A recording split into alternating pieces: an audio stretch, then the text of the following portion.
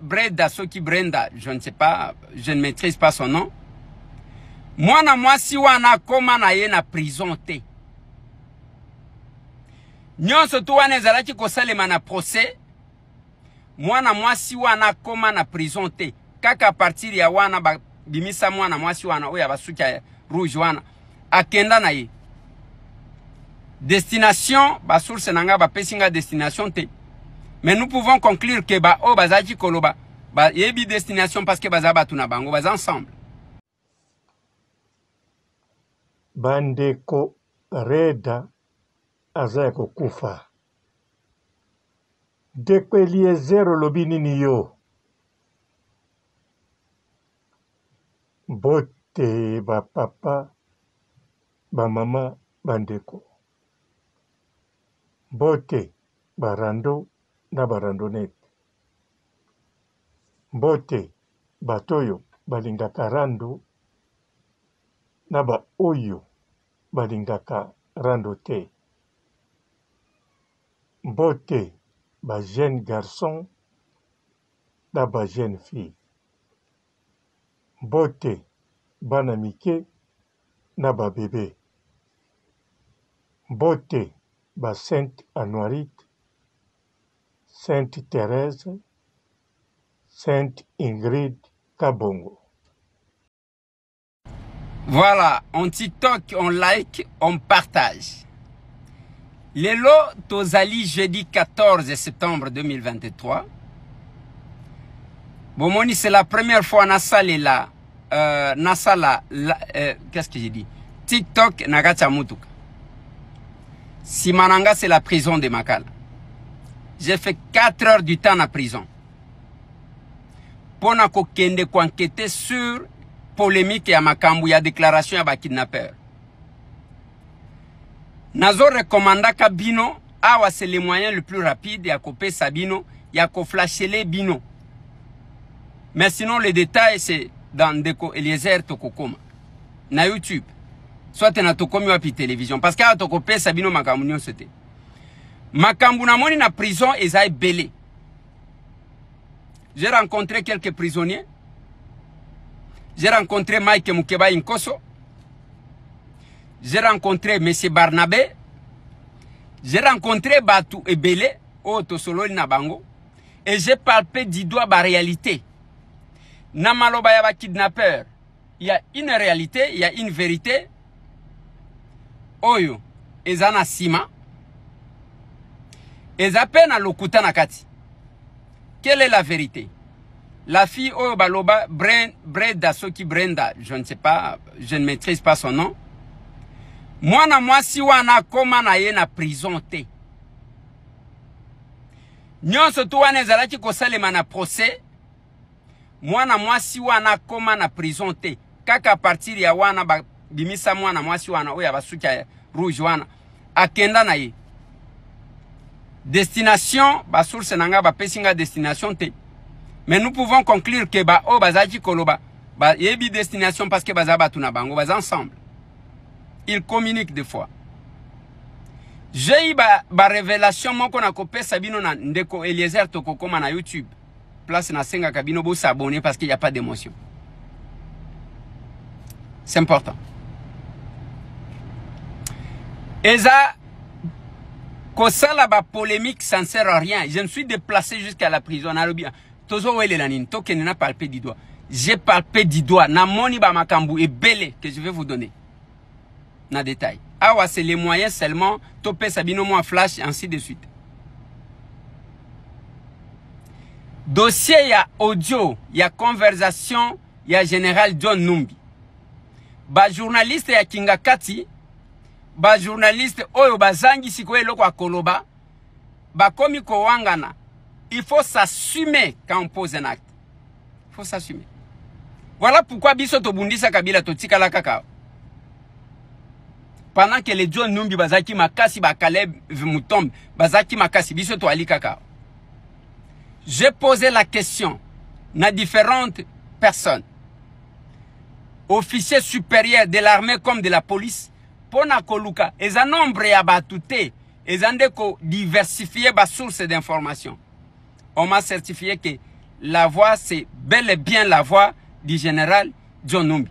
Parce que la question revient, comment on peut imiter pendant plus de 20 minutes? Ozo s'est trompé. Même ba imitaka ba Joseph Kabila, ba imitaka ba Mobutu, bazakana minute muke, 20 minutes, okoyoka kake ebani.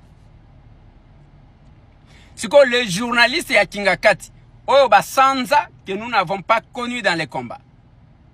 Ba komi kobima ba tumakasi. Beau justifié.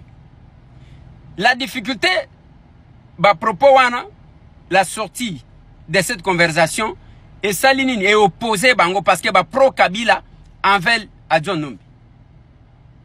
Ba pro John Numbi ba lobby, boko simba John Numbi te. Mboa suimboa. Mais dans cet audio, ce qui a intéressé les gens, eza koloba que Mama Sifa aza pas vrai maman, il y a Joseph Kabila Kabang. Ngate mtu na lobby. Toyoki ango na audio, il y a général, pas n'importe quel général. Et bah, monsieur Sobatanga Makikuna va réagir, va confirmer, va zolo. Et en politique ou dans la vie, il faut savoir s'assumer.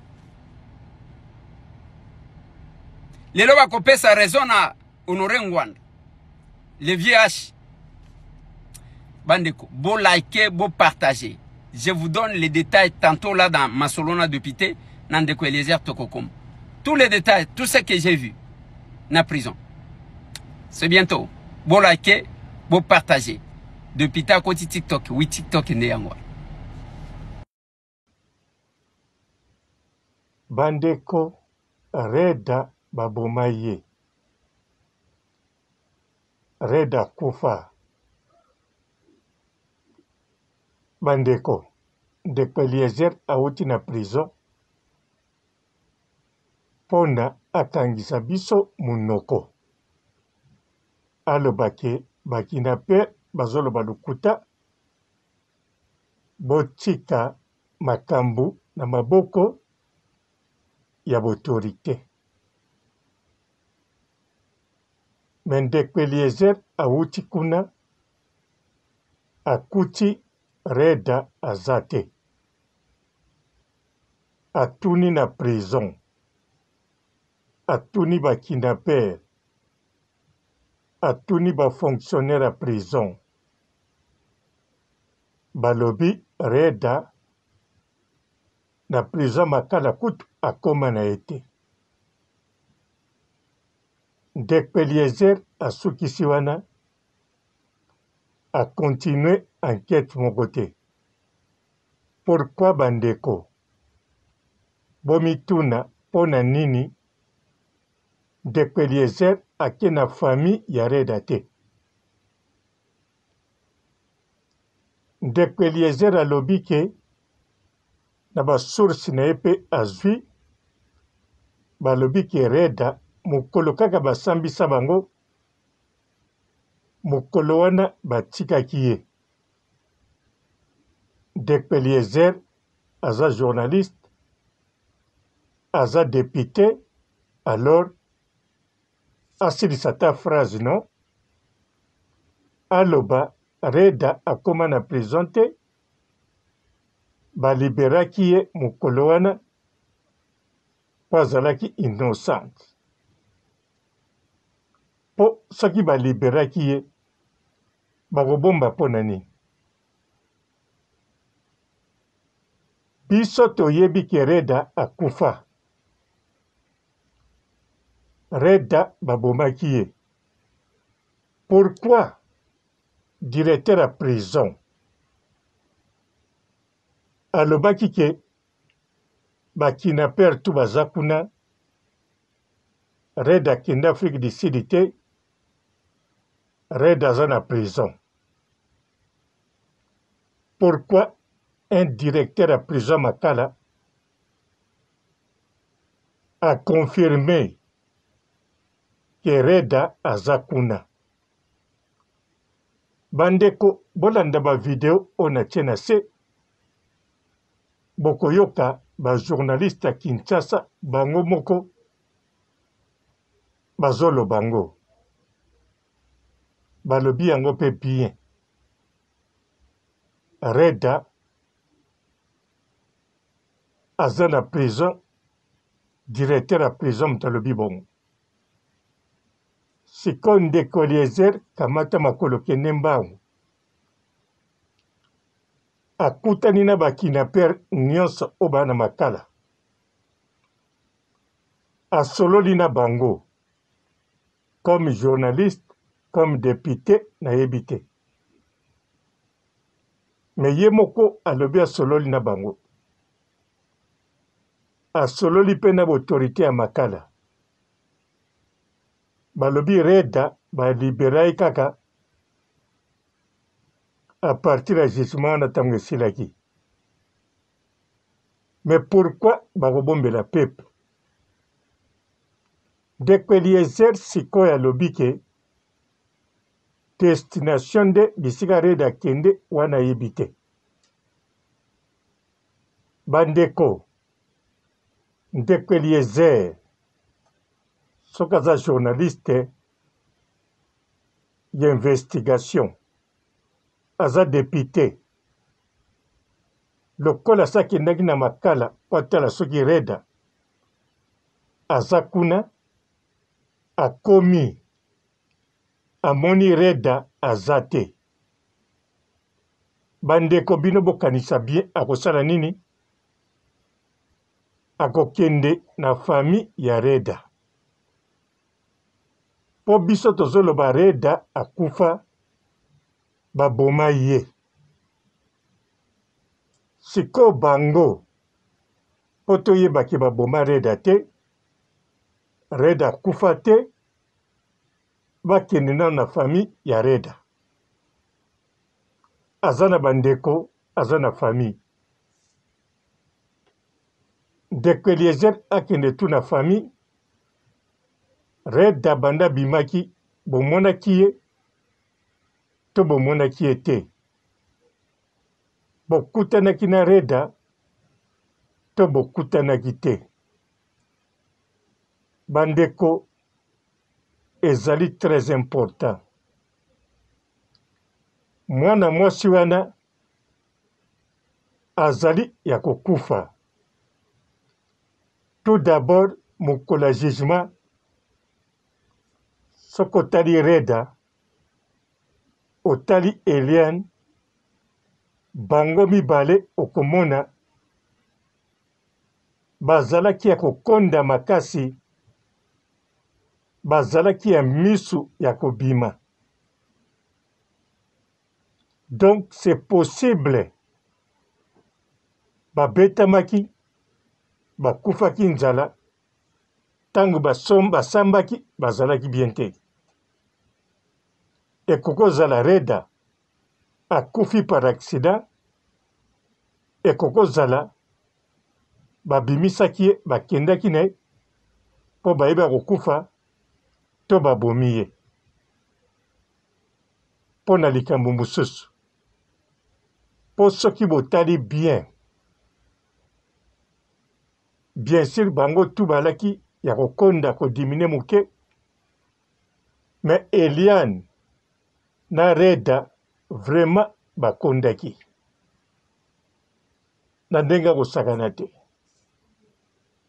et puis Eliane na reda bayebi ebele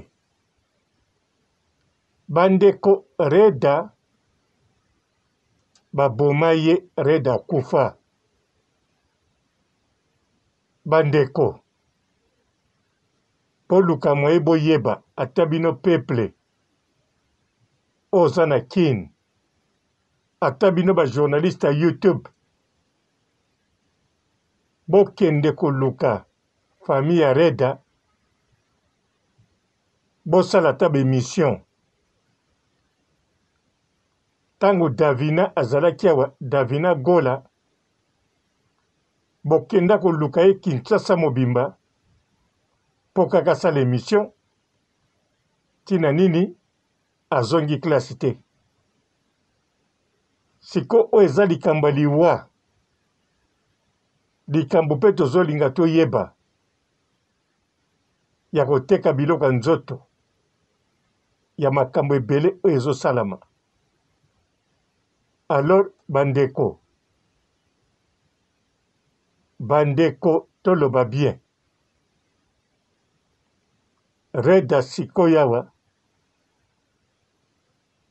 kombo ne zolobama bakosaki akende Afrique du Sud. Bayebisaki Big Boy alobi yango. Directeur ya prison na autorité mosusu balobi te motu moko takima. Reda batangi pe kombo Reda azaki sikoyo na prison. Donc ndeko Eliezer soki akendaki kuna te motu moko taninga kokonfirme ke Reda azalaka te na prison. Po directeur ya prison akonfirme te. Ya konfirme ke Reda aza na kati. Botorite mosusu balobi Reda aza na kati ya boloko. Me bino moko bomoni ndeko Eliezer awuti kuna. Bandeko tosenga na ndeko Eliezer ye mutu alaka mpo na peuple akende na famille ya Reda. Fo toluka toyeba Reda soki aza ndenge nini. Soki balibere ye mpo te aza innocent ya biso ekosala nini. Biso toza na posa teke oyo aza innocent akufa na boloko. Innocent fazala libanda. Ata azali mwasi ya kidnapper. Ata aza camarade ya kidnapper. Soki bango balobi aza innocent atikali libanda. La japonaise moto aizai kabakaba. Bamoni ye azali na makambo te. Azane libre. Azotambola ne bien. Azolela pe amour ne kabakaba. Sam Kazadi ayiba moto bakangi na bana moto. Toketia lumbe babimisa innocent. Batu bandima akangami apo na enlèvement 3 mois na prison makala. Babimisi ye. Batu bandimi kaka ngamu na ondima te.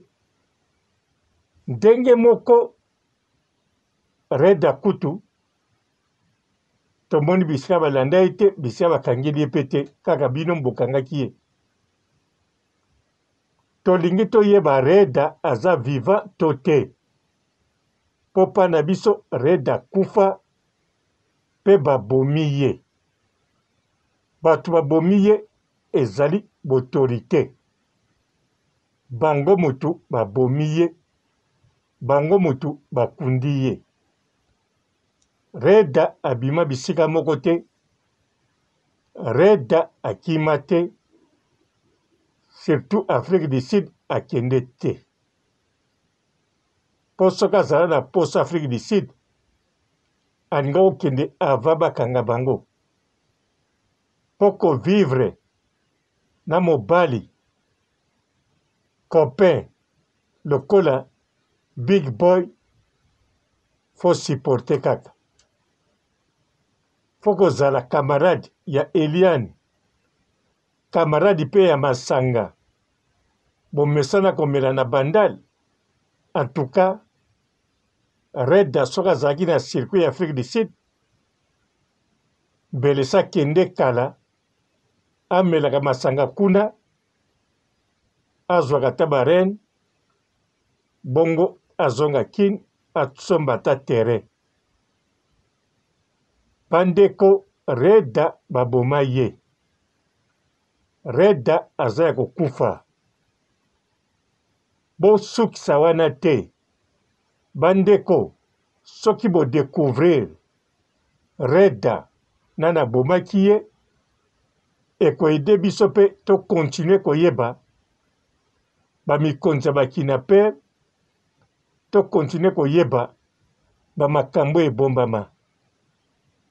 Bandeko émission mosusu nasalaki nalobi bien mpo na Isaac Kabakaba bolanda kaka bino moko bokomona yango. Sikoyo mpe nazoloba mpo na Reda boluka bokende tala famille na ye. Bokipe teke baloba na bino Reda abima kaka mbala moko destination inconnue rien. Soko tuni ba mama oyo bana bango bakufa na ba marche ba seria sina rambo bakoloba no bana na bino bango babunga. Soko tuni bata quartier bakoloba bakende marche ti lelo bazonga te destination inconnue. Me ba misusu botrouva bango na fosse commune ya Maluku. Reda pe na minute oyo akokozala quelque part na libulu moko na Samabele. Bandeko bovandisa wana te, fo kosala makasi koyeba. Ga papa Robo na soki sawa botikala malamu et ciao.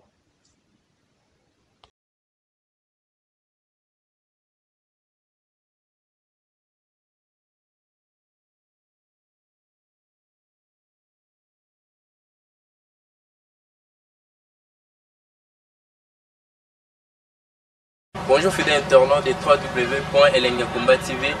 Bonjour, bonsoir, balandi nyonso ya Elengi ya Komba, Congolaise TV.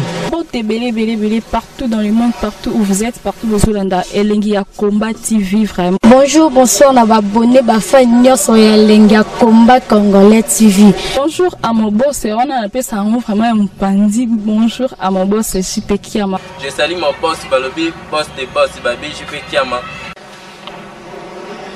Bonjour, la Elengi ya Komba Congolais TV vraiment. Namo nazana chaîne de ça qui topo, il y a pas de JP Kiama, ta ay boss des boss ya ni a danger. Donc on va accepter le la zaki. Ya boss na biso JP Kiama, nzambe na ngai. Ba boss bazali ba boss bazali. JP Kiama, le boss des boss. Napesi d'abord bonjour, te mbote belé na mon boss JP Kiama, on a rosa insaote. Donc on a ko lekate sana, napesa mon boss JP Kiama, boss des boss. Bonjour fidèles internautes de www.elengiakomba TV. Bonjour, bonsoir, balandi nyonso ya Elengi ya Komba, Congolaise TV. Belé partout dans le monde, partout où vous êtes, partout où vous êtes, Elengi ya Komba TV vraiment. Bonjour, bonsoir, on a abonné fan nyonso ya Elengi ya Komba Congolais TV. Bonjour à mon boss, on a appelé ça vraiment un pandi. Bonjour à mon boss, JP Kiama. Je salue mon boss Balobi, boss des boss Babi, JP Kiama. Bonjour, la Elengi ya Komba Congolais TV vraiment. Namo nazana chaîne de ça qui topo, il y a pas de JP Kiama, ta ay boss des boss ya ni a danger. Donc on va accepter le la zaki. Ya boss na biso JP Kiama, nzambe na ngai. Ba boss bazali ba boss bazali. JP Kiama, le boss des boss. Napesi d'abord bonjour, te mbote belé na mon boss JP Kiama, on a rosa insaote. Donc on a ko lekate sana, napesa mon boss JP Kiama, boss des boss. Belé partout dans le monde, partout où vous êtes, partout où vous êtes, Elengi ya Komba TV vraiment. Bonjour, bonsoir, on a abonné fan nyonso ya Elengi ya Komba Congolais TV. Bonjour à mon boss, on a appelé ça vraiment un pandi. Bonjour à mon boss, JP Kiama. Je salue mon boss Balobi, boss des boss Babi, JP Kiama. Bonjour, la Elengi ya Komba Congolais TV vraiment. Namo nazana chaîne de ça qui topo, il y a pas de JP Kiama, ta ay boss des boss ya ni a danger. Donc on va accepter le la zaki. Ya boss na biso JP Kiama, nzambe na ngai. Ba boss bazali ba boss bazali. JP Kiama, le boss des boss. Napesi d'abord bonjour, te mbote belé na mon boss JP Kiama, on a rosa insaote. Donc on a ko lekate sana, napesa mon boss JP Kiama, boss des boss.